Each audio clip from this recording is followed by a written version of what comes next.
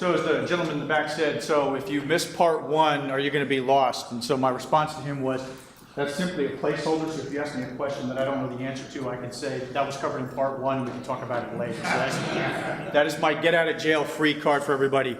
I have a couple things up here. I'm going to pass these around to kind of do a little bit of admin stuff. You just take some, pass some of these around, so some free stuff. And then also the organizers again this year have given a couple of nice gifts that we can give out. So there'll be some questions that we're going to ask. And let's see what we got. This year we got a Bash Bunny practical packet analysis, right? Because it's Saturday, and what else would you do on Saturday besides study packet analysis? And the Blue Team Handbook. So we'll be passing some of those things out. So by way of introduction, for those that don't know me, who here was, and by the way, notice what I just did. What did I just do? Who was in, well, I'll tell you what, let's just go ahead and do this. Who was there at 11 o'clock, 11:30 today? Yeah, I see people laughing because I'm getting ready to do this. I'm leading off with a question, right? So is Jason in here? Good, so I'm going to talk about it. So Jason Blanchard gave an excellent brief. In fact, if you miss it, catch it on the video, because what he did was he really talked about the storytelling process, how they make movies, literally how they parse the time out in the movie to keep your attention, to keep the story going, and as Joseph Campbell would say, take you on that hero's journey from beginning to end, right, with the book. I'm in the back of the room listening to this brief at 11 o'clock. I spent a lot of time putting my slide deck together. And then all of a sudden he said, now, that's how they make movies. This is how you're supposed to do a presentation. At which point, while he's talking, I'm back there writing notes down, and then I ran like a mad weasel for about an hour and redid all my slides. So if things are out of flow, it's because I tried to mirror what Jason did. So, but his takeaway was begin with a question and then end with in conclusion. So if I don't say in conclusion, you're probably going to win a gift or something. So just raise your hand. So again, Jason Blanchard, to Jason. So this is why you're here. Like I said, if you weren't here for part one, I gave a speech similar in this theme last year.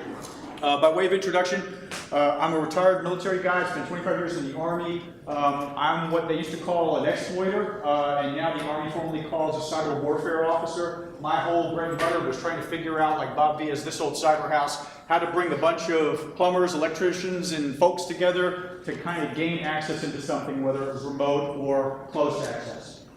So it's a weird world, if you can imagine, for me to be on the outside now talking about cybersecurity, the very thing that I was trying to pop on the inside, I am now trying to prevent on the outside, right? So I became very interested in a concept, and here comes the question, the concept of microsegmentation. So by a show of hands here, and notice Jason, check the block, I'm asking the question.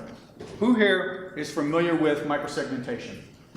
Okay, now I'm going to parse it out a little bit. Let's park there for a minute. When I'm talking about microsegmentation, I'm not talking about collision domains. I'm not talking about trying to get data packets and smashing into each other on, on a wire. That's not the microsegmentation I'm talking about. I'm literally talking about microsegmentation where I am here, you are there, and we start creating some space between us so that I can do things here, or things can happen to me here without impacting you there. So is everybody kind of tracking with what I'm talking about? From the term microsegmentation? Good. You now have part one. So check the block. Everyone now is certified and approved. I'm sure there'll be a SANS course on it. You can get your SANS credits on this, but that's part one in a nutshell. What we're going to do today, though, is we're going to tie that in. Again, about a year ago when I gave this speech in this very room, with some of the very same people in this room, microsegmentation was a relatively new concept to me, and industry-wide, it's a relatively new concept to industry. Right? For various reasons, which we'll get into here. But the takeaway to this presentation is we're going to tie microsegmentation into the theme of this conference, which is, critical infrastructure protection, which if you haven't seen the movie Sneakers, that's why the movie Sneakers is kind of the patron saint of this conference. Okay? And we're going to talk about the threat landscape. We're going to talk about some tools, techniques, procedures of what microsegmentation is and how you can then implement it. And then as a shout out to Jason Blanchard, I'm going to show you how you can apply that practical knowledge into a real world example. Okay? Any questions before we move on? Good. Now, why BSides? Who here is familiar with the concept between the trifecta, the holy trifecta of our community? Oh, I saw it. Go ahead. So BSides is the easiest, lowest level entry, things about that, the highest level entry, skill and or the access to, and they also the ability to get hacked. You see what just happened? I didn't even hear half of what he said, but the fact that he raised his hand, you're getting hacked in the house. I think I got another short clipping from you last. You're not supposed to say that out loud. I have my plants in the room, right? So the nice way to think about this is this. Imagine a swimming pool. DEF CON, ain't nobody in the pool. People are throwing things at each other. People are shooting water guns at each other. They're probably having glass beverage containers on the concrete deck of the pool. You know, no holds barred. You know, the granddaddy, you know, the patient, the index zero, if you will.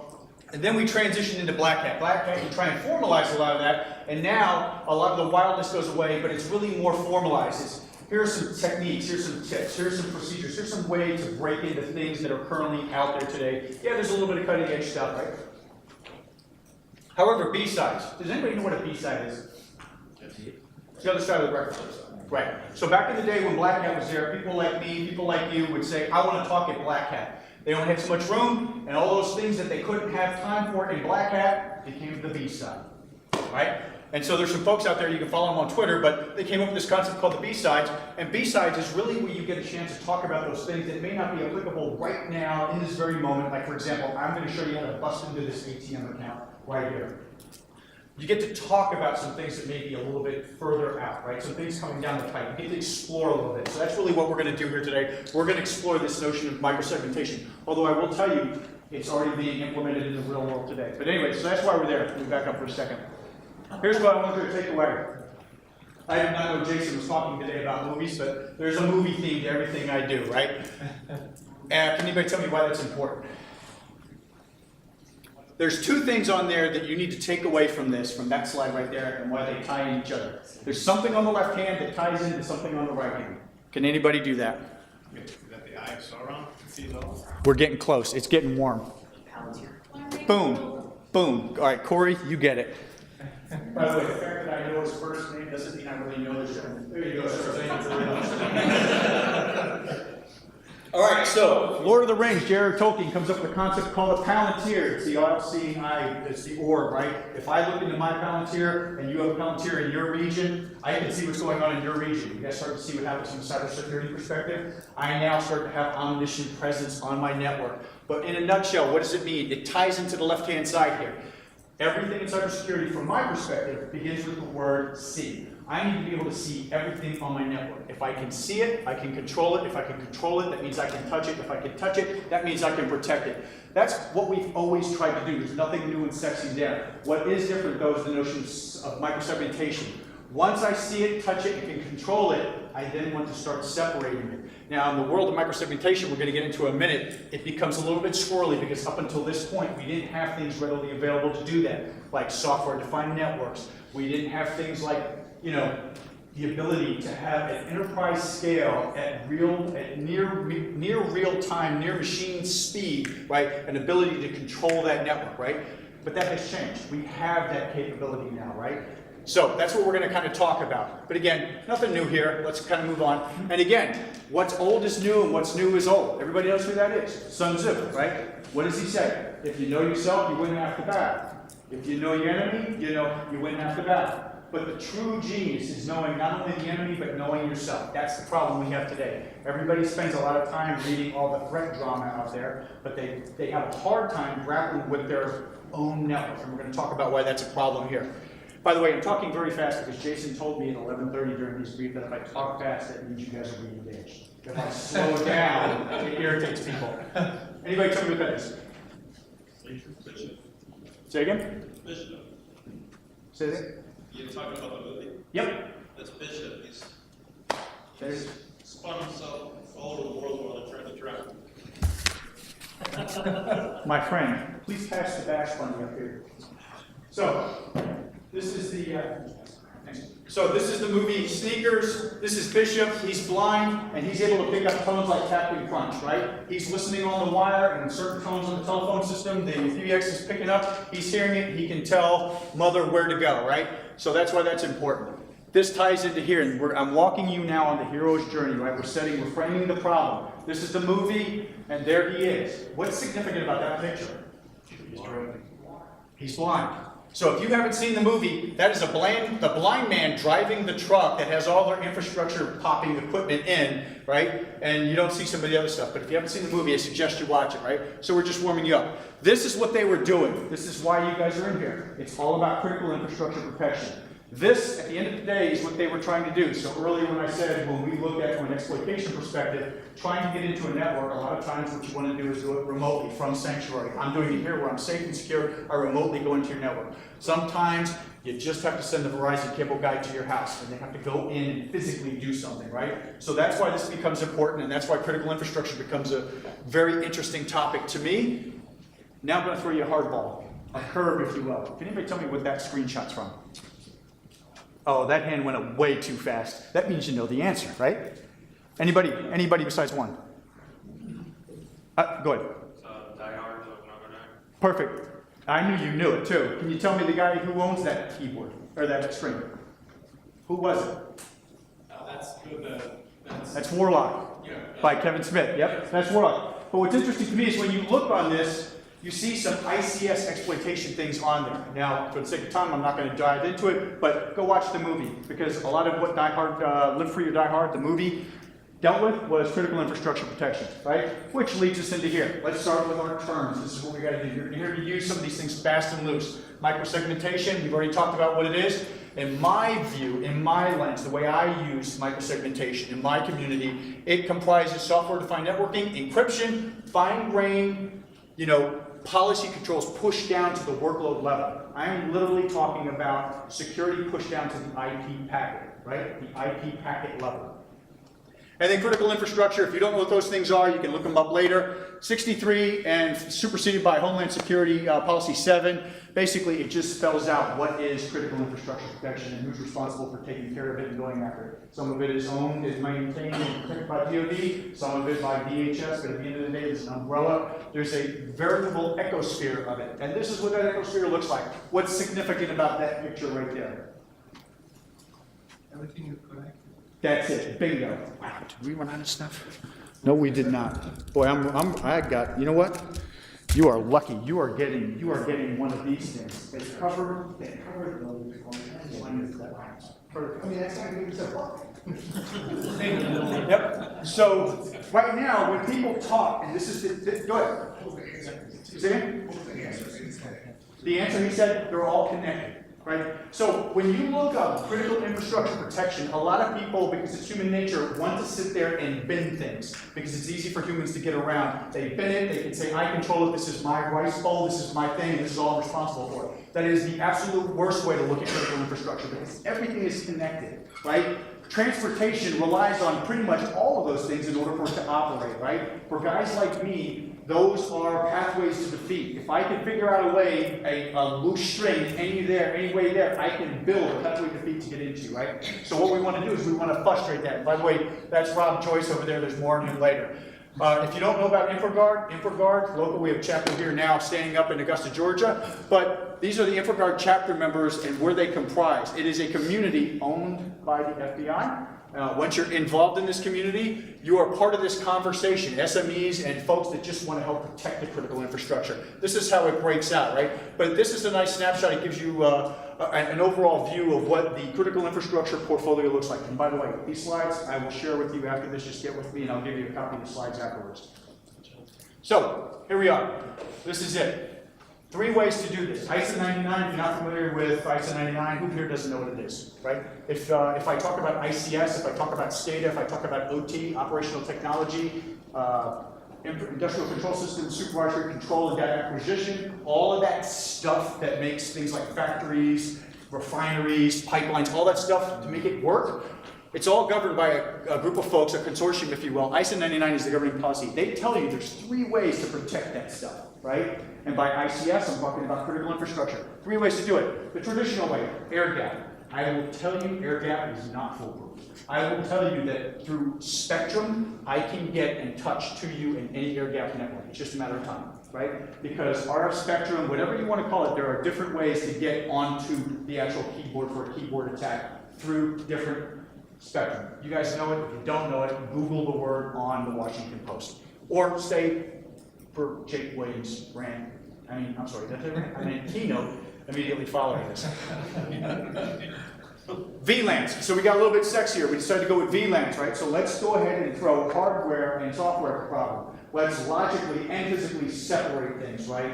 Right? We do that with VLANs, virtual networks, right? The problem with that is a lot of the VLANs tend to be specific to the platform or the OS, right? And so if you can imagine, as you start scaling out globally and enterprise-wide, it becomes fiscally hard to do. You just don't have enough resources. And let's take away one thing from this slide. We do not exist in and of itself just to do security. We do it to support something. In most cases, that something is either the Department of Defense or a business model, right?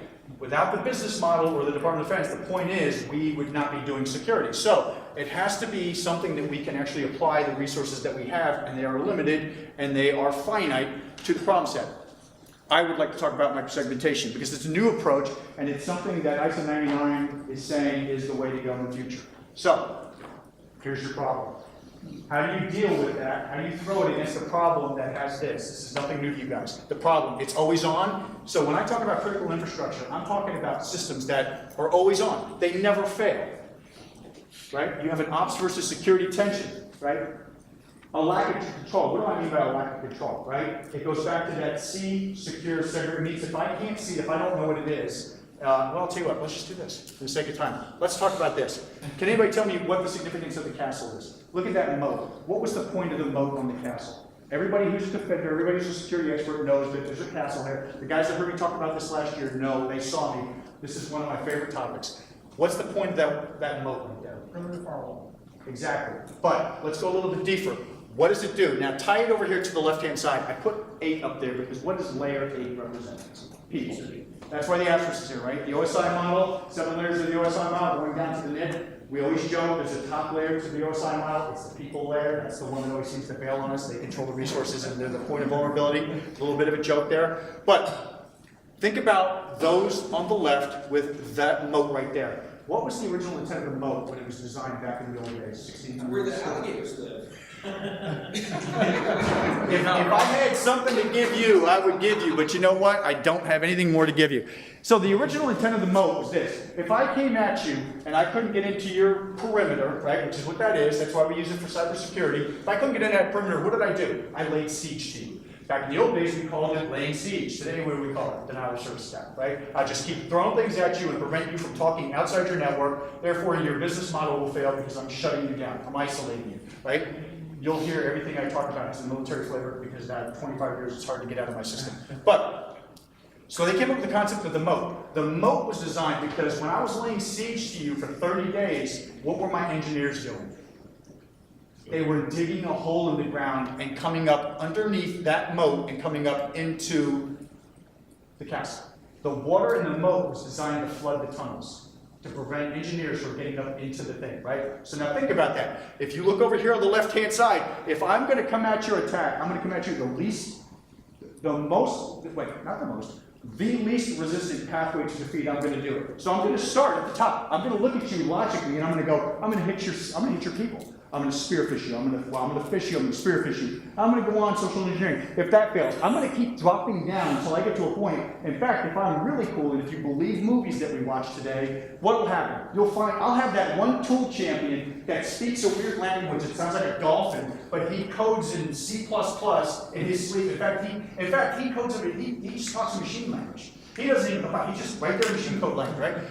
The point is, I will drill down farther and farther until I get to the point where I'm literally tunneling underneath your defenses to come up into you, right? So what we want to do is we want to prevent that, because what happens once you're inside the castle? That's the key. Once you're inside the castle, we now have typically east-west traffic, it's trusted, and now that's when we have the pivot point issue starting to happen, right? Lateral movement. So everything on the right-hand side, there's nothing new there.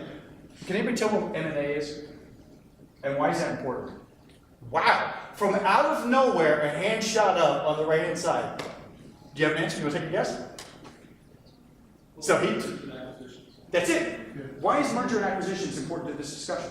Because I speak from a law standpoint, a lot of people don't do due diligence on the lawyers and accountants that are handling their acquisitions. A lot of times they give them access into it. So one part, somebody can come in through one of the big law firms or accounting firms and get into your systems. That's it in a nutshell. I will tell you, in the military, they have a sexy term for it. It's called supply chain innovation. If I can't get you broke, if I can't smack you in the face, what I'm going to do is I'm going to figure out a way to come in from somebody you're talking to. And typically in the business world, you see it. That's why I have it up there in the first, because they're not sexy, right? All this other stuff is sexy stuff that is in the paper. But this is the boring stuff. Unpatched systems, that's Equifax. Right? Mergers and acquisitions, what does that represent? That means I am a company like, for example, Oracle, and I acquire a company to be my front end to do some particular thing for me because they've got a nice technology. Well, guess what? I'm not integrating them with my network. But guess what? A lot of times we don't make a seamless transition for the security policy so it's holistic. And so now I have a pathway to defeat into, right? So really, what are we saying with this slide? In the second time, I'll give you the answer. We are trying to not prevent the intrusion. At the end of the day, you are not going to prevent the intrusion. What we're trying to do is mitigate and reduce the threat so that you don't have a catastrophic failure all at once. I.e., it gives the business model owner time to respond. And if you can couple that with something really cool, which is reducing and automating the flash to bang in terms of detection to response, now we really have something powerful. And that's what we're going to talk about. Nothing new here. In the sake of time, we're going to keep going. This is why we're going to change, right? This crowd, you guys understand. IP version 4 transitioning to IP version 6. Why is that important? Because instead of me having an address and you having an address, now every cell in your body has an address and every cell in my body has. Think about that attack surface. What did I just do to the attack surface? I just blew it up, right? So it becomes very challenging, right? So in a world of many, the title of the presentation, in a world of many, how do you reduce the scope of both your attack surface as well as your audit and compliance surface, right? So that's what we're trying to do. Now, this is not Jack talking. This is from that guy over there on the left-hand side.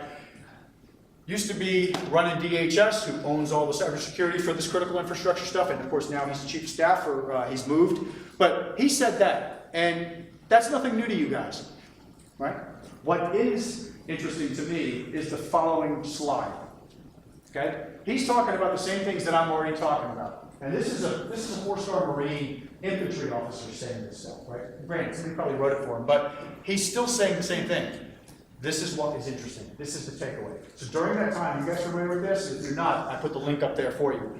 They put some controllers out in the federal government. They say, turn the controllers on because we want to see what our network looks like. And we know that we're probably not going to be cognizant of everything that's on there. But let's turn it on and see what's out there. So they knew that they were probably going to come back with a number maybe 10 to 20% over what they thought they had. That's the number that they came back with. So think about that attack surface area. So if you're only patching, say, 70% successfully of all the systems that you think you have, but the systems that, or the devices that you think you have, actually you have 44% more, start doing that math. And you see how your attack surface is now not only unwieldy, but unknown to you, right? Which guys like me used to love, right? We would call that pivot points and lateral movement. But that's a thing. And then I couldn't resist, so let's just go ahead and do this. It's going to creep up here in a second. There it is. Boom. See how nice and slow that came up? I did that because Jason said if you talk slowly and move something slowly, it gets their attention. 44% is about the size of the population that got popped by Equifax. I just think that's kind of funny because I'm a numbers guy. So I saw 44 up there, and that was 44, and I thought, that's kind of weird. It's kind of interesting. Anyway, there's probably no correlation. So, world is evolving. So again, we're talking about some things. In the military, they used to have a term called dynamic network defense. They were trying to get to this notion where we could not only see the entire network, but then control the entire network. And then the graduate level calculus is when we said control the network, we wanted to be able to manipulate the network in real time based on the existential threat at the time in the operational environment. What does that mean? In a nutshell, it means I don't not go outside because it's cold out or because, the weather's bad. My body is designed that I can go out into any environment and yes, I'll get a cold, but my body will understand that I'm getting a cold. It will send white blood cells, it will isolate the cold, and all the other vital functions will continue to move on while my body deals with this cold. Now this is why this is a BSides talk, right? Because that's the world that I think we would like to move into, right? And if we can automate that and do it cheaply, that's an interesting conversation that I'd like to have, right? So, why did I put Wolverine up there? Where are my geeks at? Why is this like Wolverine, when we talk about microsegmentation, Wolverine in Weapon X? What made him different? Almost dead on, right? So Iron Man, Tony Stark, what did he do? What did Tony Stark do? He built a perimeter. But once you get inside the perimeter, Tony Stark is just a rich dude with an attitude, right? Where do you penetrate Wolverine? Everywhere you penetrate Wolverine, adamantium has been embedded into the very atoms and molecules that make up the structure of who he is. And so no matter who you were, the body adapted to it. I mean, that's why he's impervious, right?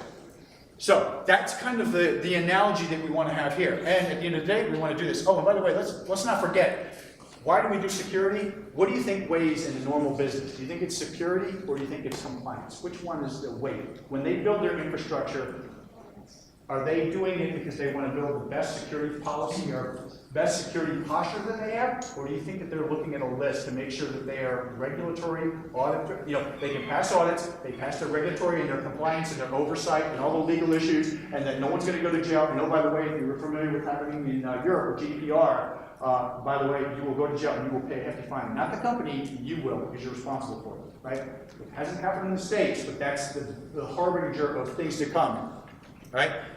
Most companies will look at the compliance and weigh compliance versus security. They're going to go with compliance. What do you think a guy like me would do? If I'm looking at your network, what am I going to do? I'm going to go, you're a bank, you're a financial institution, I'm going to download all the open source regulatory compliance issues you have to go by. I'm probably going to be able to build an open source model of about 70% of what your infrastructure looks like, because I know what dates and what tests and what things you have to pass. Now I've got a 70% solution of what your infrastructure security posture looks like based on open source knowledge, just simply because you're trying to pass compliance and stay alive. I'm over halfway there. And we haven't even done, I haven't even touched your network yet. So, how do we do this? How do we prevent you from doing that? And for those that don't remember last year, that's Rob Joyce, old boss of mine. He is now the cyber czar for the United States. You can watch this on Usenix. This is fascinating. He actually came out of the closet and went to Usenix and said, hey, I'm Rob Joyce, I run TAO, and here's what we do, right? But there's nothing sexy there. He laid out really 3 things you want to do. One of them is what we're talking about today. Hey, he said, first thing you want to do, understand your network better than anybody else. The reason we defeat you is because we understand your network better than you. Number 2, segment and microsegment the crap out of everything you own, right? Make it so that basically every time you do something, remember cybersecurity, you have a crunchy outside and a soft inside? Make it so that every time you take a bite, it's crunchy, it's crunchy, it's crunchy. Because what does the crunchy do? Every time I'm working harder to gain access to gaining deeper access and escalate privileges, I am working harder, which means I'm raising my signature, which means it sets me up for your intrusion detection systems and other things like that. That's what we want to do, right? Cyber kill chain, it's not perfect. It's just a nice way to explain something. It's a framework so that you can have a discussion about penetration to people and help them understand that. Now let me ask you this question. If you were to stop an attack, where would you want to stop that attack? Right? So accidental objective is when I'm actually doing my thing. I'm exfilling data out, or like Equifax, I'm pulling out all that stuff or whatever. Where would you stop that attack? Where's the best place to stop the attack? Anyone? Say again?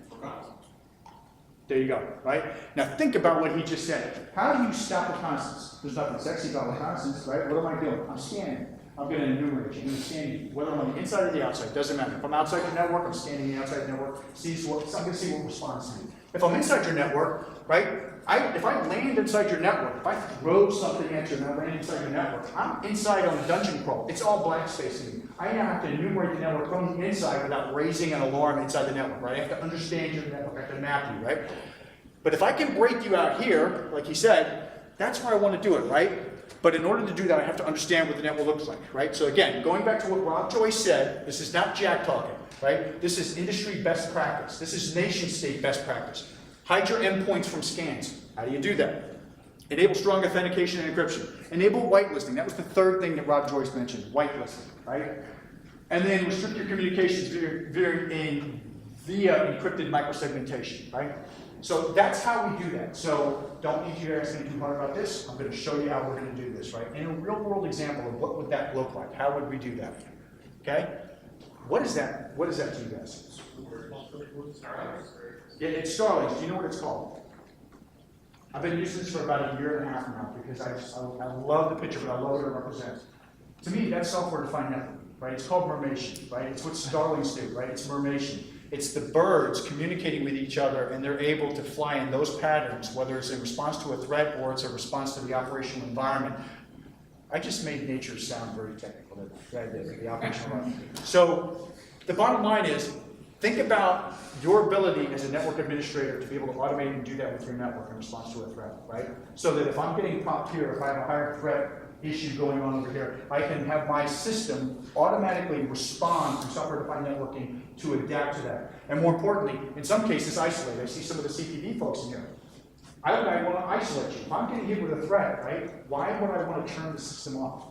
I want to isolate it and keep it alive so that whatever malware, whatever thing is sitting in there living in my system, I want it to stay alive in my system, right?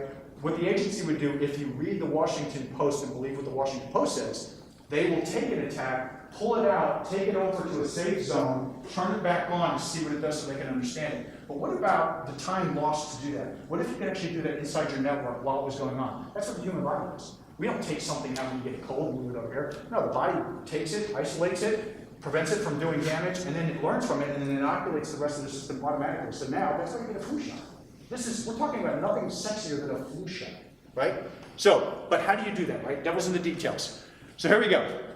This is not Jack. I have, since this is recorded, I have blatantly taken this from the Gartner report in 2017. There it is. Sources have been cited, and I have them up there. But they do a very nice job of simplifying a very complex subject, right? But at the end of the day, there's 4 ways that Gartner, again, industry recognized leader in terms of what the best practices out there are. 4 ways to do this. Native cloud controls, third-party firewalls, hybrid, and Bob, I'd like to take overlays for $600, please. Okay? So, quick overview of each one for the sake of time, because I want to leave some time here for questions.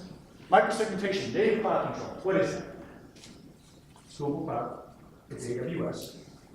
It's Microsoft Azure. Right? That's all it is, right? They are building an ecosystem. They are baking in security into that ecosystem so that, for example, if I'm Microsoft, is there anybody here from Microsoft? I don't want to have anything thrown at it. Yo, Kaspersky, nice, well played, well played. We're not allowed to talk anymore, right? So, with Microsoft Azure, very nice. They spend $1 billion on their infrastructure for the cloud, for Azure. Well, in order to take advantage of that, what do you have to do? In order to be part of that conversation, to be inside that cloud, what do you have to do? You've got to upgrade all your infrastructure to their level, right? So Windows 10, right? Now let's say I'm the federal government. Let's say I'm a bank. Let's say I got a lot of ATMs out there and they're all running. Or better yet, let's say your critical infrastructure protection. It's always on. Right? It never gets turned off, and if it's up and running, I'm not touching it. Typically, that means it's probably not patched, right? Because sometimes it's not just a matter of patching things. Why do companies not patch things? 1, because they don't see the equipment, so they don't know to patch it. 2, they just may not have their security posture tied in with oversight controls, checks and balances, right? The other reason that people don't talk about is companies don't patch infrastructure, especially large-scale infrastructure like that, because they're afraid they won't be able to handle the patch. The upgrade will actually break the system it's designed to patch, right? And so you may throw a patch at something, and all of a sudden the system no longer works now because it just choked, right?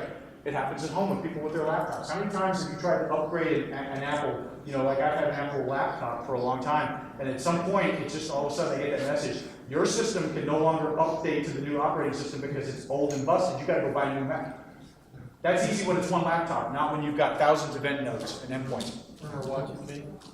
There you go. I didn't want to say it, but I saw your body language and I was like, your age, the grayness, it's going to be the Y2K thing, yeah. But that's exactly why. So everybody just stood around there at 1999 going, wait for it, and then everybody got to go home. Yeah. And then a lot of that infrastructure was there, they crossed their fingers, got through it. Yeah, and then more importantly, not that you're going to take me down that rabbit hole, but then we had to go find those guys, right? Remember the guys, the old COBOL guys? They're like, hey, is Bob, he's retired now, but he did COBOL. Get him on the line and see if he's willing to be ready to do something. Yeah. So that's the point. That's why a lot of companies don't patch. But Microsoft, from a business, and I'm not beating Microsoft up, but from a business model, remember, security is not security for security's sake, security to support business. From a business perspective, it makes sense, because now I'm forcing you to have to buy more stuff to get it up. I am now controlling you versus the other way around. So when people say, I'm going to leverage the cloud to make me better, really think about that. You're leveraging the cloud, but really, is the cloud leveraging you, or are you leveraging the cloud? So don't need an answer, think about it.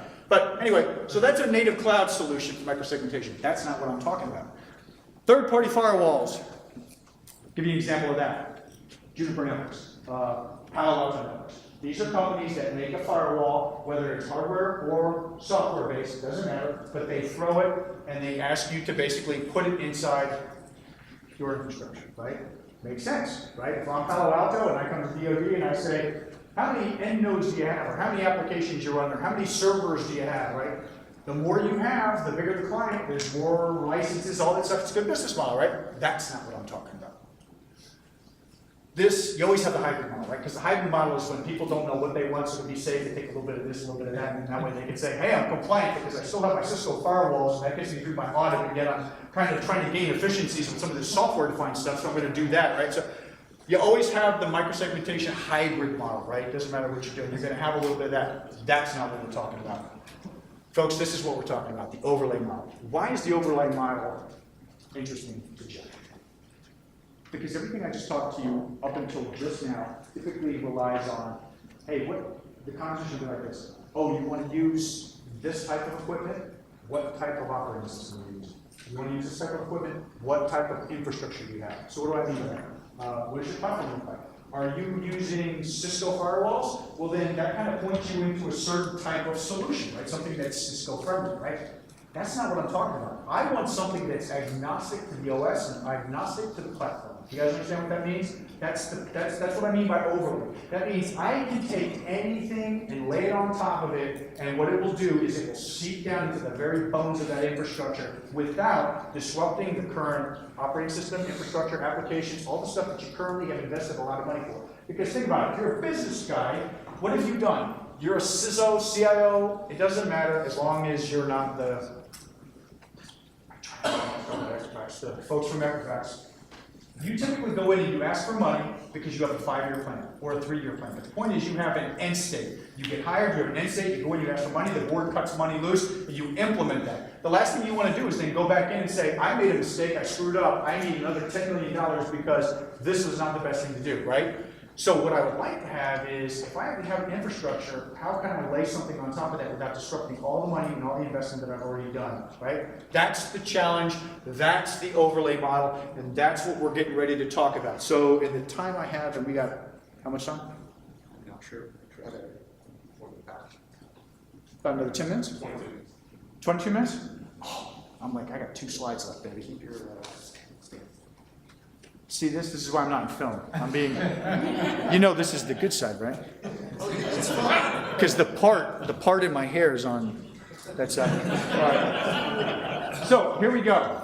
Everybody got the seatbelt on? This is the real world example of how Jack would design an implementation, an employment, and a deployment of a overlay microsegmentation model that's agnostic to the infrastructure, right? What if I could automatically virtualize any IP network? Right? Now think about that. If you're talking and you're using TCP IP and you're talking, right? That's what I want to do. I want to virtualize it.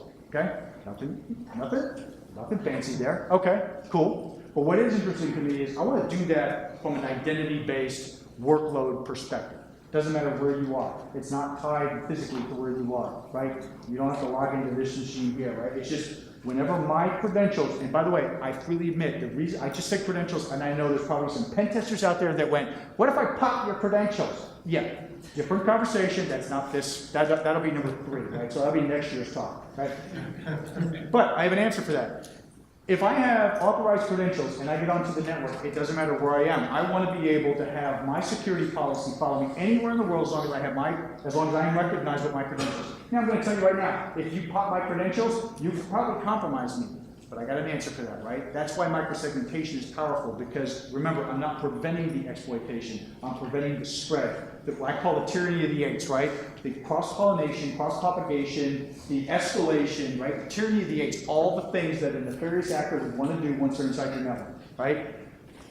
And I also want to make them work harder, because if I make them work harder, then they're raising their signature, and it sets up a whole other conversation, which is good for me. So, next thing I want to do, there we are. Now, this doesn't matter if it's servers over on the right-hand side, which are the crown jewels, or these are end users of it. It doesn't really matter. The point is, this is TCP/IP traffic, right? In the old days, this is the all-trusted stuff right here, right? The point is, I want to be able to segment down to the individual end nodes. Now, is there anybody in here that works selling firewalls for a living? Because this is the point, this is why I like talking to BSides versus my day job. Because in BSides, I can be out here and I can talk about this stuff, but in my day job, if I do this, I usually get thrown out of the door, right? what I'm getting ready to talk about, literally, if done correctly, negates the need for a firewall. Think about that. I mean, why were firewalls designed in the first place? To control traffic. There's nothing sexy about a firewall. It was simply designed because there was a lot of loosey-goosey traffic going back and forth, and we wanted a way, as things kind of scaled out and got bigger and bigger, we wanted a way to logically control the flow of traffic back and forth to make sure things got to where it got to go. And then all of a sudden it started getting nasty, so we wanted to be able to way to keep bad guys out and keep good people in. And then it became an issue where if you're like a company that got really cool, then you were starting to have conversations like stateful and stateless traffic inspection and all this stuff, right? The point is, we started adding more and more things on top of a problem set, as opposed to just fixing the problem, right?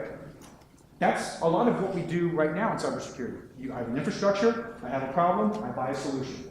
I got to update my ACLs because I brought in new equipment. And then I have another problem where I read something happening over here, dark reading says this, or Gartner says that, so I'm going to buy more equipment, bring that stuff in. I'm not aging stuff off, I got new stuff on. So I'm constantly modifying my ACLs. It gets to the point where an ACL could be hundreds of thousands of lines in an ACL, right? Now think about the vulnerabilities in something like that. Who manages that? And that's the vulnerability. But remember, you guys are not doing security for security's sake.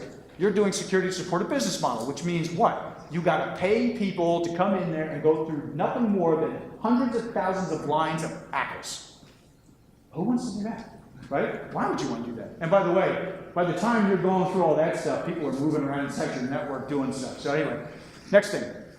What I'm going to do here is I'm going to see my network. I'm going to use agent-based stuff, software-defined stuff that I'm going to seed on the network, basically say what is talking to what, find out everything that's talking to everything. Once I understand what those things are, I am then going to lock down every one of those things. Now, theoretically, think about this. At a high-level extrapolation, you take an organization and you wrap it in something like this. And then as you start to understand your network, you start parsing this thing down until you have hyper-secure tunnels literally at the IP packet level between individual workloads. And then it's automated through software-defined networking so that you're removing as much of the human out of there as possible, and you're gaining time, you're gaining speed, you're gaining efficiencies in terms of cost and overhead, response, all that good stuff, right?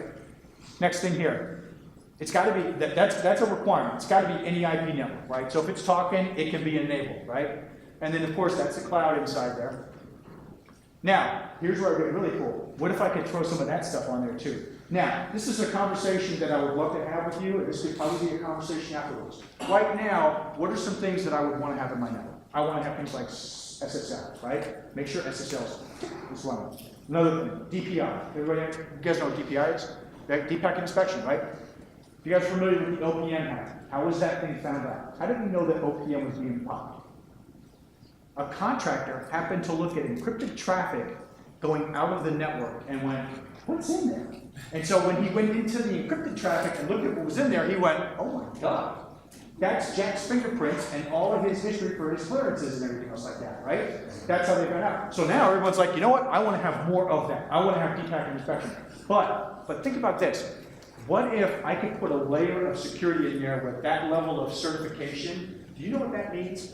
Not only is it crypto agile, right, which means with quantum, it's quantum agile, right? But it also means that if, and again, this changes, but in today's technology, with our understanding of quantum technology, with the stuff that's coming down the pike, even if you threw that type of encryption, at 256 it would still resolve as a strong password. Which means even if you got a hold of the data, it would take you quite a long time to decrypt it to figure out what was inside there, which, by the way, gives the business owner who just lost that stuff time to react to it, right? Again, that's what we're trying to do here. We're trying to gain time, right?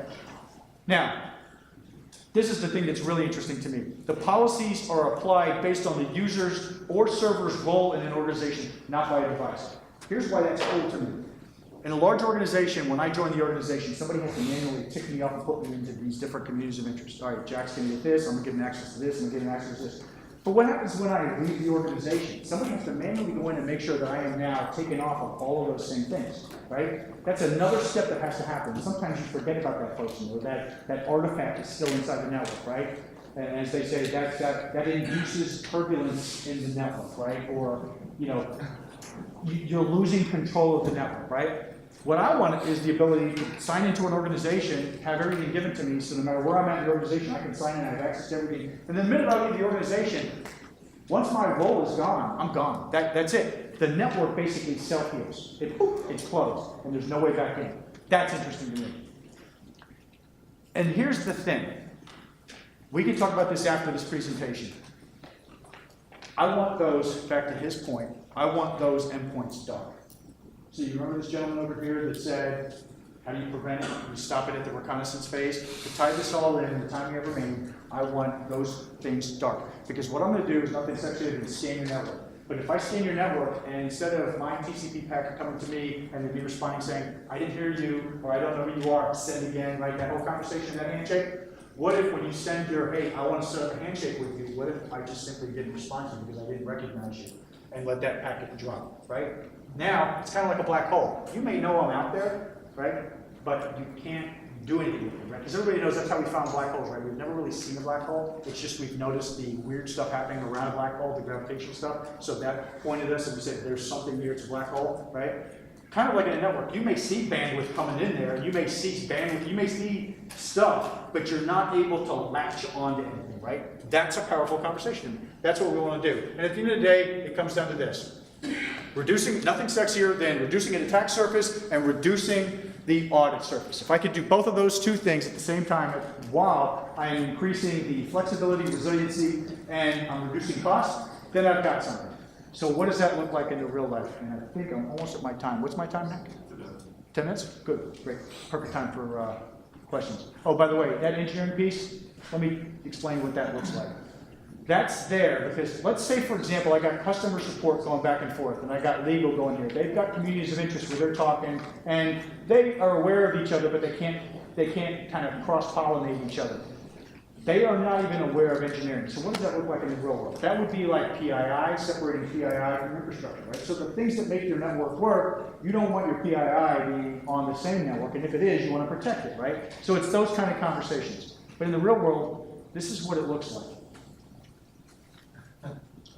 Anybody know what that is?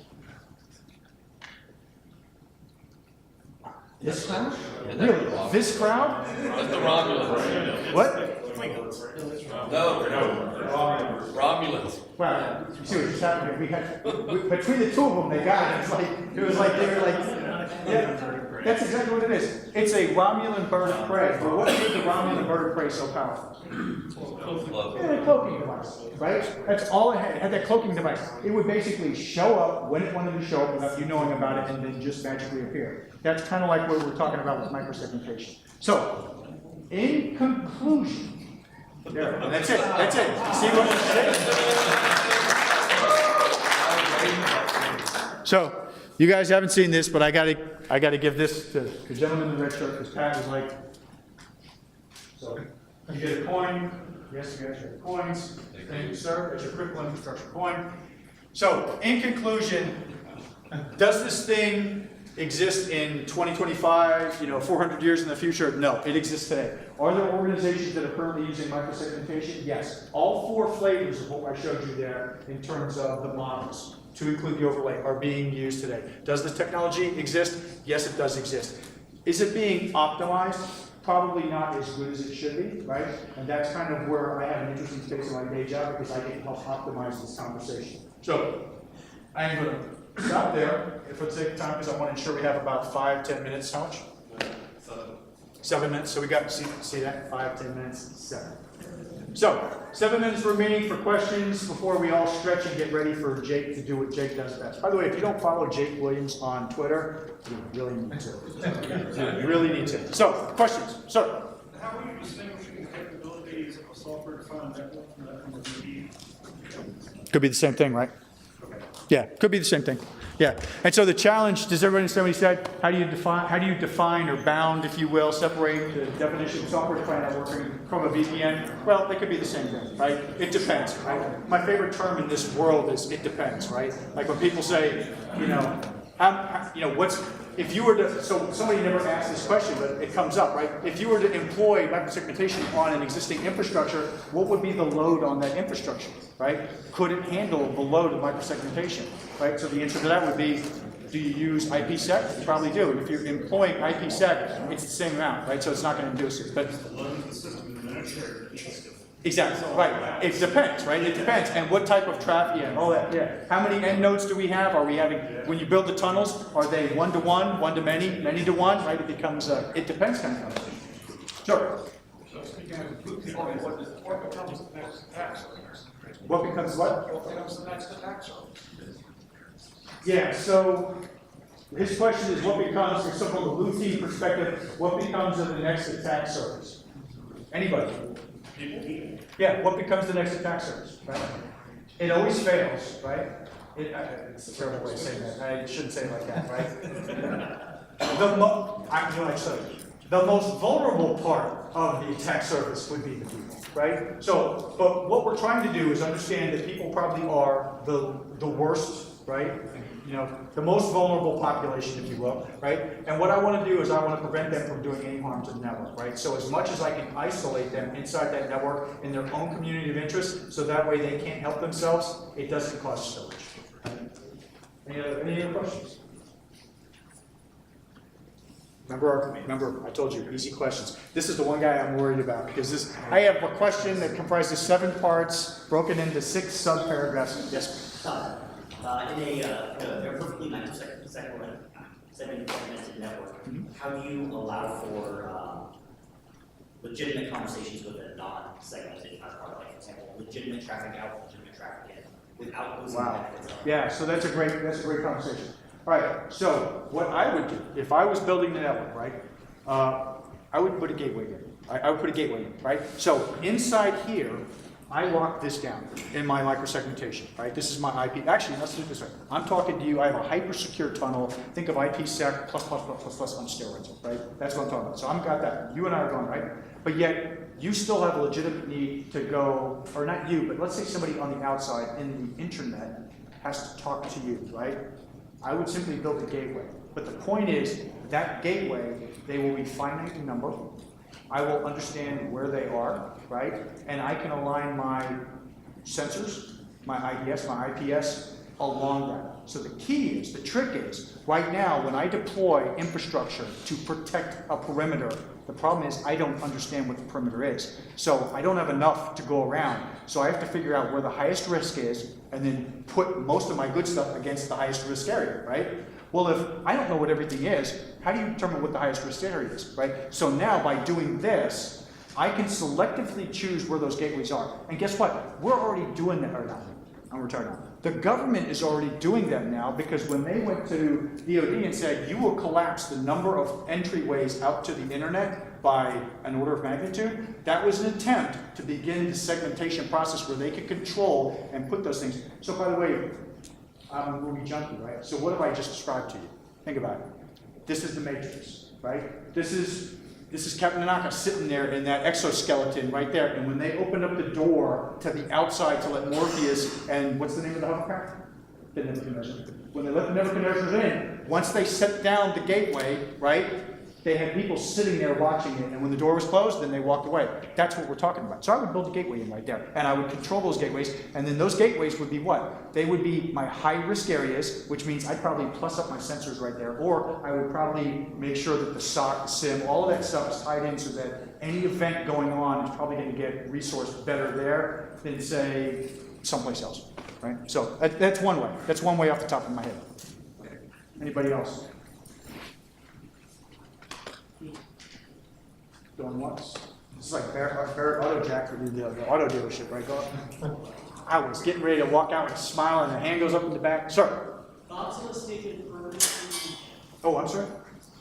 Thoughts on the state of perimeter security? Thoughts on the, if I understand correctly, thoughts on the notion of the perimeter security is dead, right? I would push back to you and ask you, define for me your perimeter. Serverless stuff application. Yeah, right. So it's not that the perimeter itself is dead. What I'm talking about here is making everything a perimeter, right? I think when most people think of a perimeter, they're trying to physically wrap their head around something and draw a circle around and say, this is the perimeter. I'm actually talking about microsegmentation, which makes everything, the actual IP packet, the surface area becomes the actual IP packet itself. Now think about that.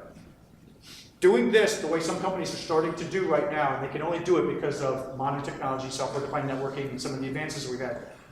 You're able to push the security packet. So now we're talking a Wolverine, right? The actual molecule, the IP packet itself, the data packet itself becomes the perimeter, which means if I want to traverse and do a pathway defeat to get into the crown jewel, I now literally have to bust through everything that I'm doing, which is basically making a lot of noise in the network, which is what I don't want to do, which sets me up for traditional methodology for event management, tipping off the SOC, SIM, and response and mitigation and stuff like that, right?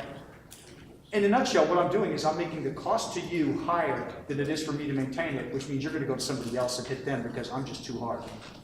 Yeah. Yeah, quick. Aside from the future technologies, things on like legacy networks, where I have a VLANs in my active platform from that, where can I take this philosophy of microsegmentation on older networks and data sets? Yeah, so that's a good point. So he wants to know, the question is, how would you take this and do the older stuff, right? I think this is what this is exactly designed for, right? So critical infrastructure, when you think about it, a lot of what underpins critical infrastructure is actually that legacy unsupported stuff, right? It's old mainframes, it's stuff that just works, they never turn it off. It's Windows XP running things, right? It's that kind of stuff. With microsegmentation, as long as it's talking TCP/IP, you're basically able to bring down that attack surface and shrink it. So you may not actually do IP packet, workload to workload, but you may sit there and go, guess what? All my Windows XP machines, I'm going to microsegment off all the Windows XPs so that they're one community of interest, so that if somebody does go in there with an XP exploit, it doesn't cross out of those boundaries, right? So I can control it. Because I'm a control freak. At the end of the day, I want to do two things. I want to see the network, and then I want to control the network. That's it. That to me is security, right? If we get really sexy with it, then we're able to get to the point like right now, we can't forecast weather, right? It's crazy, right? Maybe one day out we can tell you what the weather's going to be. But I can tell you, like with Hurricane Irma, if the weather comes this way, here are the flood zones and what will be flooded to what level in, right? Think about that. Now, if I'm a security guy, if I was a CISO, imagine me being able to go back to the C-suite and say, sir, we don't have 100%. But if we get hit with a ransomware attack, let me show you a heat map of what will be compromised to what level. Imagine having that conversation. Nobody has that conversation. But that's where we want to be, because the weatherman can do it. And then guess what happens? People in Florida go, oh, if I'm in that area right there, it's red, I'm going to go over here to where it's yellow and wait it out, right? And so I may now go, wow, if that's red, and you're telling me that if we get a ransomware attack, that's what the infection area is going to look like, let's take the servers out of that zone, and let's put them over in the yellow zone, right? That's a whole different security conversation than we're currently having right now. But anyway, yeah. So, there it is. That's my get out of jail free card. So folks, thank you.